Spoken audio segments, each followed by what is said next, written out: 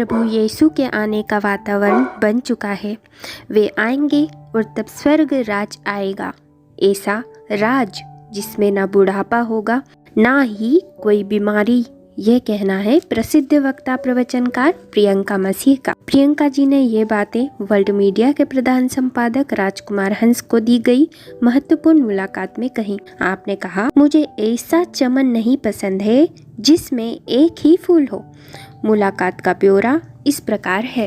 World media के समस्त दर्शकों का हार्दिक अभिनंदन।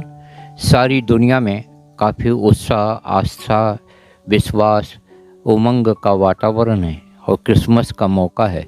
हम लेने जा रहे हैं एक खास मुलाकात जो सुसमाचार को अपना मिशन समझती हैं, सुसमाचार को फैलाने में जिनको आनंद की अनुभूति होती है, ऐसे युवा वक्ता और अच्छे प्रवचनकार हमारे बीच में हैं। उनका नाम है प्रियंका मसीह जी। प्रियंका मसीह जी, आपका स्वागत है। हम पहला सवाल आपसे करना चाहेंगे कि बहुत अच्छी भविष्यवाणियों का जिक्र किया गया है बाइबल में, तो पवित्र बाइबल की इन भविष्यवाणियों को आप हमारे दर्शकों को सुनाकर अनुग्रहित करें। आपका स्वागत। नमस्ते। मैं सबसे पहले तो आपका धन्यवाद देना चाहती हूँ कि आपने मुझे इस योग्य समझा कि मैं प्रभु की बातें जो है आपसे शेयर करूँ, और आपका बहुत बहुत धन्यवाद। और ये क्रिसमस का समय चल रहा है और क्रिसमस जो है बहुत से लोग क्रिसमस को अलग अलग तरीके से समझते हैं, लेकिन मैं बताना चाहूँगी सबसे पहले क्रिसमस के बारे में कि जो क्रिसमस है वो परमेश्वर का इकलौता पुत्र संसार में आए थे, उनका जन्म हुआ था और उनके जन्म के उपलक्ष्य में जो है क्रिसमस मनाया जाता है।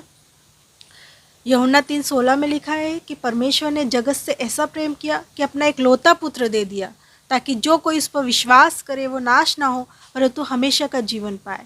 तो क्रिसमस जो है हमारे लिए हमेशा का जीवन देने का त्यौहार है। और परमेश्वर ने स्वर्ग को छोड़ा और चन्नी में जन्मे और हमारे बीच में रहे और बहुत सी बातें जो है स्वर्ग के बारे में हमें बताई, हमारी परमेश्वर की जो योजना मानव जाति के लिए है वो बताई, और इस संसार में रहकर उन्होंने जो परमेश्वर की योजना है स्वर्गीय राज्य के बारे में परमेश्वर ने हमें बताया कि परमेश्वर का जो स्वर्गीय राज्य है उसमें क्या क्या ब्लेसिंग्स हमारे लिए रखी गई है। मैंने आपसे सवाल किया है कि बाइबल में इस बात का जिक्र है कि काफ़ी बीमारियां फैलेंगी, युद्ध होगा और उसके बाद में प्रभु यीशु का आगमन होगा। इस बारे में आप अगर हमारे दर्शकों को बताएं तो बहुत अच्छा रहेगा। जी हाँ, बिल्कुल। जिस तरह से हम देखते हैं कि प्रभु यीशु मसीह जब इस संसार में थे तो उन्होंने कहा था कि जब ग्रीष्म काल आता है तो पत्ते झड़ते और हम समझ जाते हैं कि ग्रीष्म काल आने वाला है। तो उसी तरह से परमेश्वर जब इस संसार में आएंगे तो उन्होंने कुछ बातें जो है मनुष्यों को वो बताई थी कि क्या क्या होंगे। तो हम देख रहे हैं कि किस तरह से संसार में लड़ाइयाँ हो रही है, युद्ध हो रहे हैं, राज्य पे राज्य चढ़ाई कर रहा है, और हमने देखा है कि किस तरह से महामारियां भी फैल रही है। लोगों का प्रेम जो है वो ठंडा हो गया है, एक दूसरे के प्रति मनों में बहुत सारी भेदभाव है, जातिवाद है और धर्मवाद चल रहा है। तो हम देख रहे हैं कि किस तरह से बहुत सी जो भविष्यवाणियां हैं वो पूरी हो रही है। लोग प्रेम को नहीं समझकर हिंसा की ओर बढ़ रहे हैं, लोग एक दूसरे को मार रहे हैं, परमेश्वर की बात सुनना पसंद नहीं करते हैं, उन्हें क्रोध आता है। तो ये सब चीज़ें जो है परमेश्वर जब इस संसार में थे यीशु मसीह तो उन्होंने बता दिया था कि ये समय जब ये तुम होते देखो तो समझ लेना कि मैं बहुत जल्दी दोबारा से इस संसार में आने वाला हूँ। बहुत अच्छा आपने उत्तर दिया, आपको बधाई वर्ल्ड मीडिया द्वारा। हम एक सवाल आपसे ये भी करना चाहेंगे कि ये संकेत कलयुग में मिलने लग गए हैं। आप क्या यह मानती हैं कि प्रभु यीशु का आगमन बहुत जल्दी होगा दुनिया को बचाने के लिए?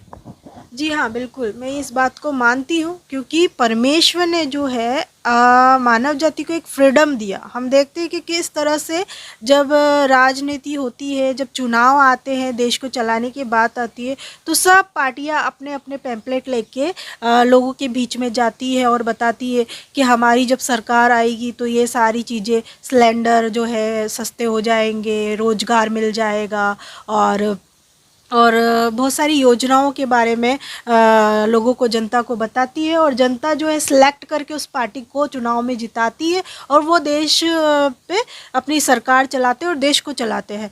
तो उसी तरह से जब परमेश्वर ने इंसानों को बनाया, हमने देखा कि किस तरह से सर्वप्रथम आदम और हवा को बनाया परमेश्वर ने, और अदन की वाटिका में रखा, और किस तरह से परमेश्वर ने उनको आज्ञा दी, एक नियम दिया, और किस तरह से उन्होंने परमेश्वर की आज्ञा का उल्लंघन किया और परमेश्वर के विपरीत जाकर अपना जीवन जीने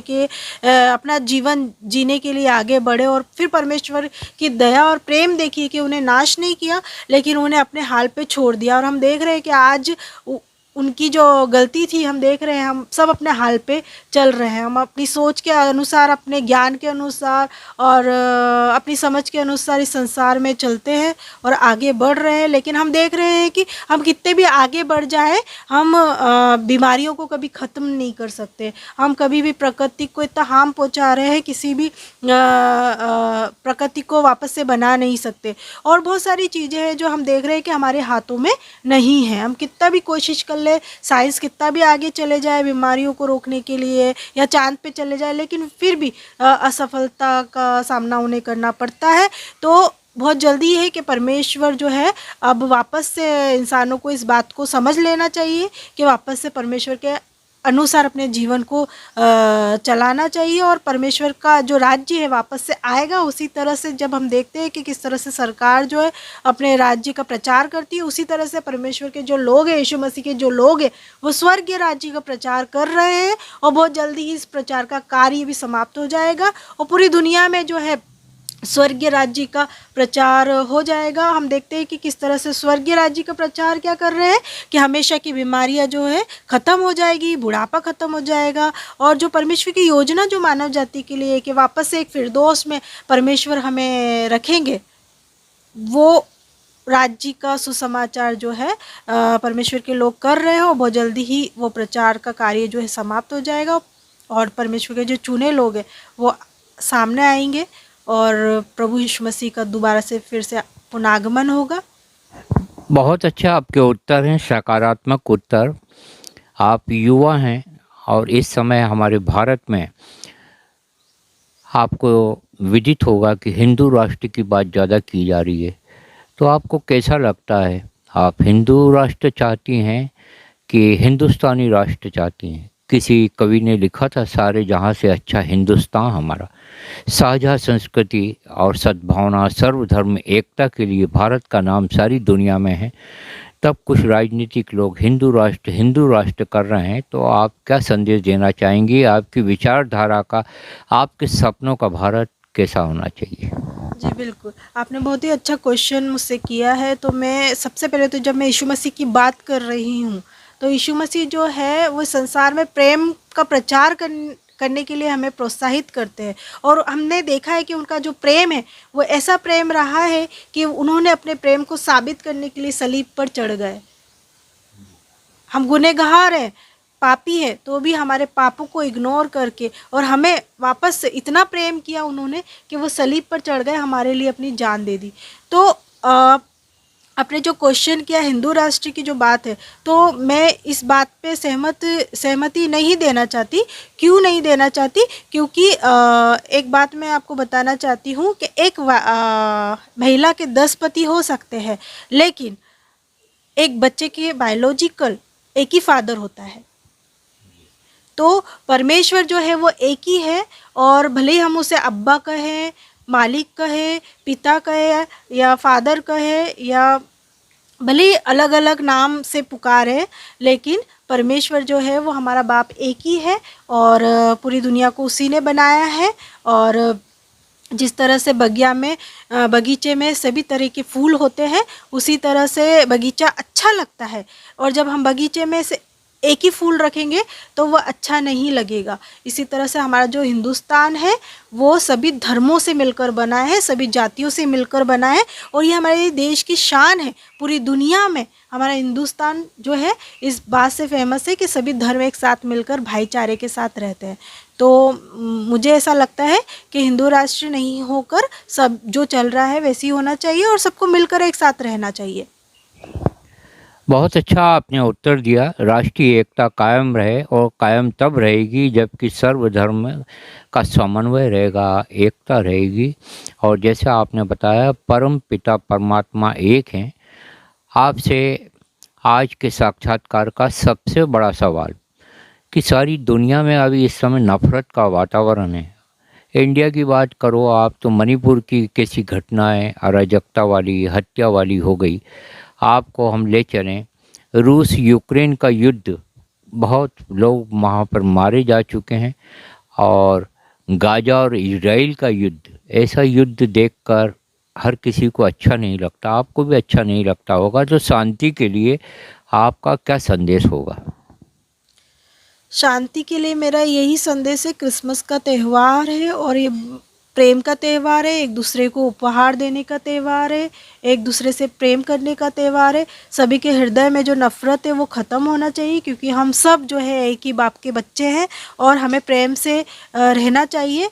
और जहाँ तक युद्धों का सवाल है तो जो चीज़ें भविष्यवाणियाँ हैं बाइबल में लिखी तो वो पूरी हो रही है। और ये हम देख रहे हैं कि इसी कारण से जो युद्ध है और जो बहुत सारी चीज़ें हैं वो हो रही है, तो वो भविष्यवाणियाँ पूरी हो रही है। परमेश्वर का जो आने का दिन है बहुत जल्दी ही नज़दीक हो रहा है। लेकिन हमें यीशु मसीह ने कहा है, लूका रचित सुसमाचार उसका 21:36 में लिखा है कि जागते रहो और प्रार्थना करते रहो। तो हमें हमेशा जागते रहना चाहिए प्रभु में और हमेशा प्रार्थना करते रहना चाहिए अपने सताने वालों के लिए भी और हमारे लिए भी, क्योंकि परमेश्वर जो है बहुत जल्दी ही अपने लोगों के लिए संसार में यीशु मसीह जो है दोबारा से फिर से पुनः आगमन कर रहे हैं। तो मैं चाहूँगी कि सब लोग अपने आप को तैयार करें ताकि उसके सामने खड़े होने योग्य बने रहें।